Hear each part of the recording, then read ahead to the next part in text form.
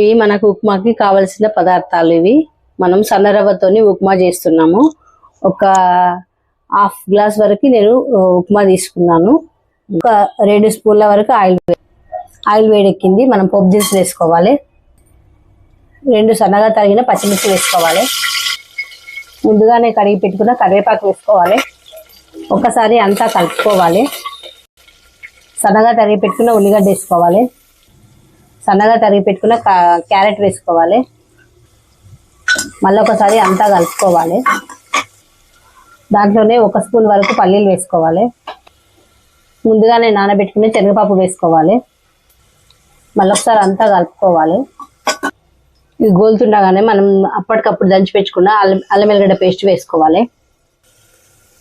ఇది దూరగా వేగిపోయే తర్వాత దగ్గరుండి కలుపుకోవాలి. ఇప్పుడు అన్ని దూరగా వేగిపోయాయి. మనం తీసుకున్న రవ్వను వేసుకుందాము. ఇప్పుడు ఈ రవ్వ కూడా మంచిగా వేయించుకోవాలి. ఇప్పుడు వేగిపోతున్నాయి కదా, మనము తగినంత సాల్ట్ వేసుకుందాము. సాల్ట్ వేసుకొని అంతా కలుపుకోవాలి. ఇప్పుడు మనం ముందుగానే వేడి చేసుకున్న బాయిల్ చేసుకున్న నీళ్ళని వేసుకోవాలి. ఇప్పుడు దీంట్లోనే కొద్దిగా కొత్తిమీర వేసుకుందాము. ఇప్పుడు మూత పెట్టి ఒక 2 విజిల్లు వచ్చే వరకు ఉంచుకుందాము.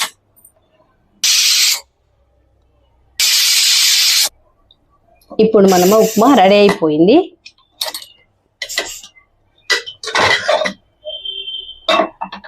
ఎలా వచ్చిందో చూపిస్తాను మీకు.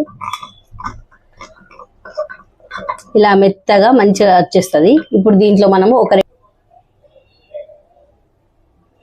నెయ్యి వేసుకొని అంతా కలుపుకొని దింపేసుకోవాలి.